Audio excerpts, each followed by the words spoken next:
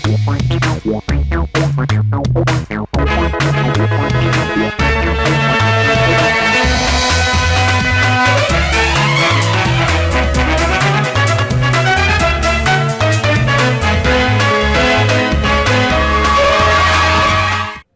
आप देख रहे हैं राष्ट्रीय समाचार और मैं हूं आपके साथ प्रिया पांडे। पहले एक नजर हेडलाइंस पर। मीरा भाईंदर महानगर पालिका में मनसे का मराठी अस्मिता को लेकर प्रदर्शन, मराठी महापौर की मांग पर उग्र आंदोलन की चेतावनी।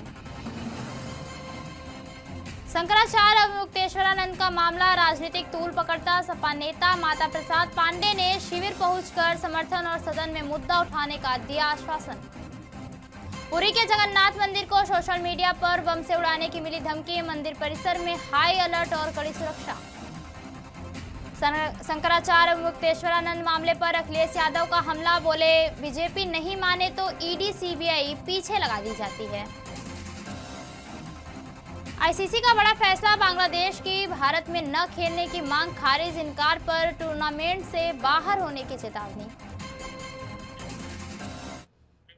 मुंबई से सटे मीरा भाईंदर महानगर पालिका परिसर में महाराष्ट्र नवनिर्माण सेना यानी मनसे ने मराठी अस्मिता को लेकर जोरदार प्रदर्शन किया। प्रदर्शन का नेतृत्व मनसे नेता रॉबर्ट रॉड्रिक्स ने किया, जिन्होंने सत्ताधारियों के खिलाफ मोर्चा खोलते हुए शहर में मराठी नेतृत्व की मांग को प्रमुखता से उठाया। मनसे नेताओं और कार्यकर्ताओं ने कहा कि मीरा भाईंदर महानगर पालिका में भले ही सत्ता में ज्यादा सीटें बीजेपी की हो, लेकिन महापौर केवल मराठी भाषिक ही होना चाहिए। पार्टी ने चेतावनी दी कि अगर महापौर मराठी मानुस नहीं बनाया गया तो राज ठाकरे की मनसे उग्र आंदोलन करेगी। प्रदर्शन के दौरान जमकर नारेबाजी हुई और मराठी जनता की भावना का हवाला देते हुए कहा गया कि यदि इस मांग को नजरअंदाज किया गया तो आंदोलन और तेज किया जाएगा। उत्तर प्रदेश के प्रयागराज में माघ मेले में हुए प्रशासन से और शंकराचार्य अवमुक्तेश्वरानंद के बीच विवाद अब राजनीतिक रूप लेने लगा है। जहां कल देर शाम कांग्रेस के प्रदेश अध्यक्ष अजय राय शंकराचार्य अवमुक्तेश्वरानंद से मिलने पहुंचे थे, तो वहीं अब इस मामले में समाजवादी पार्टी के पूर्व मंत्री रहे माता प्रसाद पांडे भी उनसे मुलाकात करने आज उनके शिविर पहुंचे और उन्होंने कहा कि शंकराचार्य का मुद्दा सदन से उठाने का आश्वासन दिया और उनसे मुलाकात कर आशीर्वाद लिया। माघ मेला के सेक्टर 4 में शंकराचार्य अवमुक्तेश्वरानंद अपने शिविर के बाहर बैठे हैं। शंकराचार्य ने कहा, मुझे सभी का सहयोग मिल रहा है। वहीं माता प्रसाद पांडे ने कहा कि पूरा सनातनी आपके साथ है, सभी लोग आपके साथ खड़े हैं, साधु संत भी आपके साथ है। जल्द ही इस पर प्रशासन और सरकार कार्य करे, क्योंकि 2 दिन बाद बसंत पंचमी का स्नान पर्व होने वाला है, जिसे सियासत और साधु समाज उग्र हो सकता है। देखिए, हम तो आए थे एक तरह से उनका दर्शन करने, दूसरे उनके साथ जो दुर्व्यवहार हुआ है उससे पूरा सनातन समाज आहत है। तो उनके प्रति हम सनातन समाज की तरफ से अपने तरफ से एक संवेदना, एक समर्थन के रूप में कह दीजिए या एक दुख व्यक्त करने आए थे स्वामी जी के चरणों में कि आपके साथ अन्याय हुआ है और सारा समाज, सनातन समाज इससे आहत है, दुखी। आपने आश्वासन दिया है पूरी घटना की जानकारी, हाँ, मैं पुलिस ने बर्बरता किया है इनके सब मैं पुलिस की बर्बरता के बारे में मुझे पूरी जानकारी हो गई है, अखबारों के मामले से हो गई, हमारे पार्टी के कार्यकर्ताओं ने बताया है। अब इस पर हम सरकार से जवाब मांगेंगे, जब असेंबली चलेगी तो इसको हम उठाएंगे और सरकार से कहेंगे ये अप्रिय घटना क्यों हुई, आप क्या कर रहे थे, आपके अधिकारी क्या कर रहे थे। इन दिनों कई मामलों पर सपा प्रमुख अखिलेश यादव वर्तमान सरकार को घेर रहे हैं। इसी कड़ी में अखिलेश यादव ने शंकराचार्य अवमुक्तेश्वरानंद मामले को लेकर एक बार फिर अखिलेश यादव ने बीजेपी पर आरोप लगाया है। मीडिया से बात करते हुए सपा प्रमुख अखिलेश यादव ने कहा कि अगर आप बीजेपी के हिसाब से काम नहीं करेंगे तो ईडी और सीबीआई आपके पीछे पड़ जाएगी। शंकराचार्य जी और जितने भी हमारे साधु संत हैं, ये हमारी शोभा है और जब इतने बड़े आयोजन हो, स्वाभाविक रूप से लोग उनसे मिलने आते हैं, आशीर्वाद लेने आते हैं, उनके अनुयायी उनसे बहुत सारी जानकारी हासिल करते हैं। यही सनातन धर्म की परंपरा है और अगर परंपरा कोई तोड़ रहा है तो वो भारतीय जनता पार्टी है। भारतीय जनता पार्टी को ऐसा व्यवहार अपने अधिकारियों के माध्यम से नहीं करना चाहिए था। भारतीय जनता पार्टी ने जानबूझ करके संतों को, साधु संतों को और तमाम लोगों को जानबूझ करके अपमानित किया है। जो संविधान, जो कानून, जो देश का हमारी पहचान है, जो भाईचारा है, जो हमारी संस्कृति है, जिसको सम्मान दिलाने का काम होना चाहिए, वो भारतीय जनता पार्टी नहीं कर रही। ओडिशा के पुरी स्थित प्रसिद्ध जगन्नाथ मंदिर को बम से उड़ाने की धमकी मिली है। यह धमकी सोशल मीडिया पोस्ट के माध्यम से दी गई। धमकी मिलने के तुरंत बाद मंदिर परिसर और आसपास के क्षेत्रों में सुरक्षा व्यवस्था कड़ी कर दी गई। पुलिस और सुरक्षा बल लगातार गश्त कर रहे हैं और श्रद्धालुओं की सुरक्षा सुनिश्चित करने के लिए उच्च सतर्कता बरत रहे हैं। ओडिशा के पुरी स्थित प्रसिद्ध जगन्नाथ मंदिर को बम हमले की धमकी मिली है। यह धमकी एक सोशल मीडिया पोस्ट के माध्यम से दी गई। धमकी मिलने के तुरंत बाद मंदिर परिसर और आसपास के क्षेत्रों में सुरक्षा व्यवस्था खड़ी कर दी गई है। पुलिस और सुरक्षा बल लगातार गश्त कर रहे हैं और श्रद्धालुओं की सुरक्षा सुनिश्चित करने के लिए सतर्कता बरत रहे हैं। कुछ दिन पहले एक सोशल मीडिया प्लेटफॉर्म पे किसी ने मंदिर को लेके एक धमकपूर्ण मैसेज दिया था, जिसको पूरी पुलिस के संज्ञान में जैसे ही वो आया, हम लोगों ने बहुत सीरियसनेस के साथ लेते हुए इमीडिएटली हमारा साइबर विंग ने उसके पीछे काम करना शुरू किया। कहाँ से ये मैसेज आया है, इसके पीछे कौन व्यक्ति है, उसको जानने के लिए सोशल मीडिया प्लेटफॉर्म को हमारी तरफ से चिट्ठी की गई और उस मैसेज को भी सोशल मीडिया प्लेटफॉर्म से टेक डाउन किया गया है, उसको हटाया गया। इसके अलावा उसके पीछे कौन रह गए हैं, कौन लोग रहे हैं, क्या उद्देश्य उनका रहा है, उसको जानने के लिए एक स्पेशल टीम हमारी तरफ से बनाई गई है, जिसको डीएसपी सिटी लीड कर रहे हैं। और जल्दी से जल्दी क्या उद्देश्य लेके ये मैसेज छोड़ा गया है, उसके बारे में हम जानने के लिए अपना प्रयास चला रहे हैं। मंदिर की सारी सुरक्षा व्यवस्था को हम लोगों ने बहुत कड़ा करके उसको हम लोग चला रहे हैं। हमारे पास सब तरीके के जरूरी उपकरण हैं। बीडी स्क्वाड है, बॉम्ब डिस्पोजल टीम, जो कि दिन में 2 बार जाके रेगुलरली प्रॉपरली चेक करती है। उसके अलावा हमारे पास एंटी टेररिस्ट स्क्वाड रक्षक टीम है। इसके अलावा हमारे सारे एंट्री एग्जिट पॉइंट पे सीसीटीवी कैमरा लगा हुआ है। हम लोग अपना जितना भी लोग जाते हैं प्रॉपर फ्रिस्किंग चेकिंग करके उनको छोड़ा जाता है। और सब लोगों को हमने हाई अलर्ट करके रखा हुआ है। अभी तक सिचुएशन हम लोग क्लोजली मॉनिटर कर रहे हैं और सब अंडर कंट्रोल है, कोई डरने की किसी को जरूरत। उत्तर प्रदेश के प्रयागराज में भारतीय सेना के प्रशिक्षण के दौरान एक माइक्रोलाइट एयरक्राफ्ट तकनीकी खराबी के कारण दुर्घटनाग्रस्त हो गया। एयरक्राफ्ट क्रैश होते ही स्थानीय लोगों में अफरा तफरी मच गई। हालांकि दोनों पायलटों की जान बच गई। स्थानीय लोगों ने हौसला दिखाते हुए दलदल और पानी के बीच फंसे पायलटों को सुरक्षित बाहर निकाल लिया।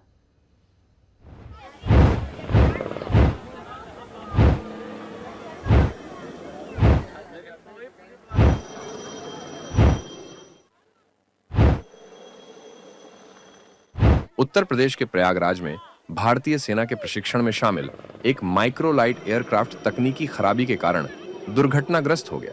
जब यह एयरक्राफ्ट क्रैश हुआ तो स्थानीय लोगों में अफरा तफरी का माहौल बन गया। फिलहाल दोनों पायलटों की जान बच गई है। आज लगभग 12 बजे के करीब भारतीय वायुसेना का जो माइक्रोलाइट एयरक्राफ्ट था, ट्रेनिंग मिशन पे था। इसमें 2 क्रू थे। कुछ टेक्निकल ग्लिच की वजह से उन्होंने इमरजेंसी लैंडिंग करी और पैराशूट डिप्लॉय करके अराउंड 6 माइल के आसपास प्रयागराज में लैंड किया है। और दोनों क्रू है वो सेफ है। कोर्ट ऑफ इंक्वायरी ऑर्डर कर दी गई है। आगे की जानकारी कोर्ट ऑफ इंक्वायरी में पता चल जाएगी। स्थानीय लोगों ने हौसला दिखाते हुए दलदल और पानी के बीच से दोनों पायलटों को निकाल लिया। चश्मदीदों से सुनिए इस दुर्घटना का चौंकाने वाला वाकया।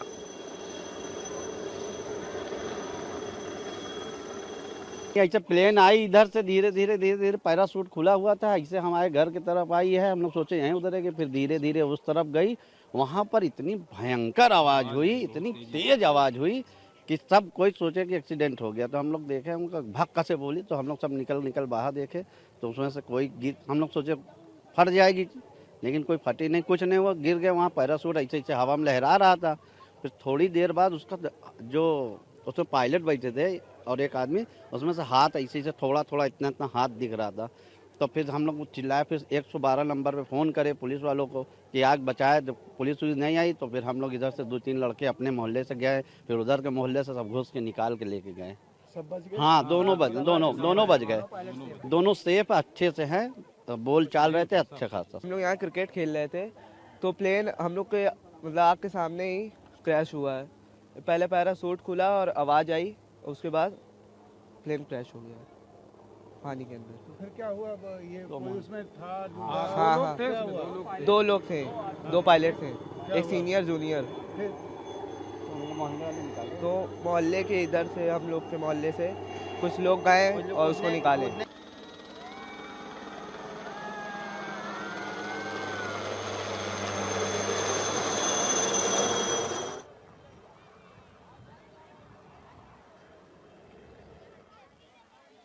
संभल हिंसा में एएसपी अनुज चौधरी समेत 20 पुलिसकर्मियों के खिलाफ आदेश देने वाले मुख्य न्यायिक मजिस्ट्रेट यानी सीजेएम विभांशु सुधीर के तबादले के बाद वकील भड़क गए। वकीलों ने चंदौसी कोतावली के पास सरकार के खिलाफ प्रदर्शन शुरू कर दिया।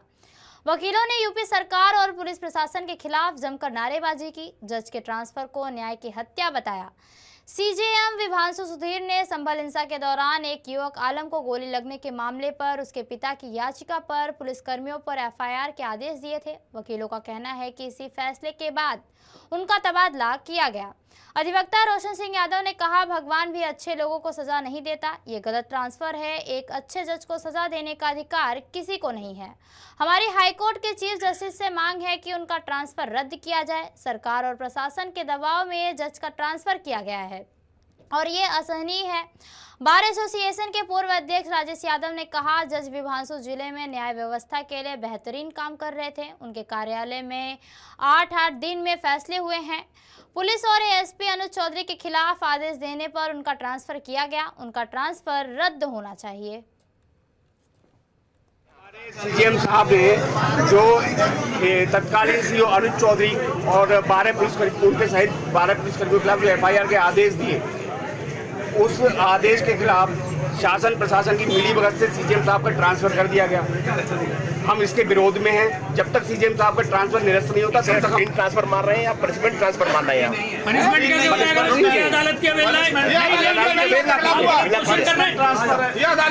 क्वेश्चन कर रहे हैं, अच्छे आदमी को पनिशमेंट देने की अधिकार किसी को नहीं है। भगवान भी अच्छे को पनिशमेंट नहीं देता है। और आप सुनो, 1 मिनट, यही मैं कह रहा हूँ, आपका मीडिया जो नैरेटिव सेट करके अच्छे लोगों को डिमोश करने का काम करता है, कतई बर्दाश्त नहीं है।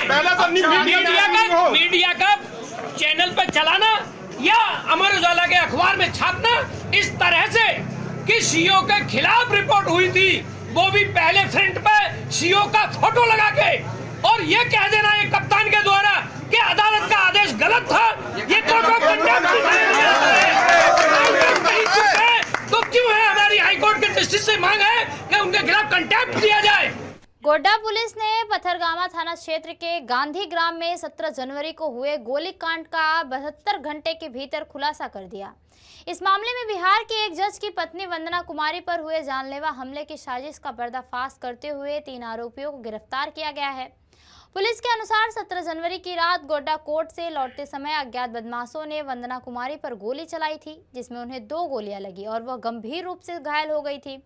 महिला के बयान और जांच के आधार पर सामने आया है कि यह हमला पारिवारिक विवाद से नतीजा है। और गोड्डा पुलिस अधीक्षक मुकेश कुमार ने बताया कि वंदना कुमारी और उनके पति बिहार के समस्तीपुर में तैनात जज संतोष कुमार शाह के बीच तलाक का मुकदमा चल रहा था, जिसके चलते पति ने अपने छोटे भाई सुबोध कुमार शाह के साथ मिलकर पत्नी की हत्या की साजिश रची और 2 लाख रुपए की सुपारी दी। इस मामले में श्याम कुमार शाह, सुबोध कुमार शाह और उसके दोस्त मोहम्मद आरिफ को गिरफ्तार किया गया है, जो भागलपुर जिले के कहलगढ़ थाना क्षेत्र के निवासी हैं। जांच में यह भी सामने आया कि वारदात में कुल 6 लोग शामिल थे, जिनमें से 3 फरार हैं, जिनकी गिरफ्तारी के लिए पुलिस छापेमारी कर रही है। दिनांक 17 जनवरी को पथरगामा थाना अंतर्गत गांधी ग्राम में एक गोली चलने की घटना हुई थी, एक महिला को 2 बाइक पे 4 लोग आए थे और वो गोली चलाकर घटना कारित की थी, जिसमें महिला गंभीर रूप से घायल हुई, जिसका इलाज अभी भागलपुर में चल रहा है। उसी में हम लोग के द्वारा एक टीम बनाई गई थी, SIT बनाई गई थी इसका उद्भेदन के लिए। उद्भेदन के क्रम में पता चला कि उस महिला का अपने पति जो बिहार में मजिस्ट्रेट हैं उनके साथ तलाक और मेंटेनेंस का केस यहाँ गोड्डा न्यायालय में चल रहा है। उसी केस में वो उस दिन आई हुई थी और वो वापस लौटी थी, जिसके लौटने के क्रम में ये घटना घटित हुई है। इसमें जो SI टीम के द्वारा इन्वेस्टिगेशन करके और जो छापेमारी किया गया है, इसमें 3 व्यक्ति की गिरफ्तारी हुई है। इंटरनेशनल क्रिकेट काउंसिल यानी ICC बोर्ड ने बांग्लादेश क्रिकेट बोर्ड यानी BCB की उस मांग को खारिज कर दिया जिसमें उन्होंने अपने मैच भारत के बजाय किसी अन्य देश में कराने का अनुरोध किया था।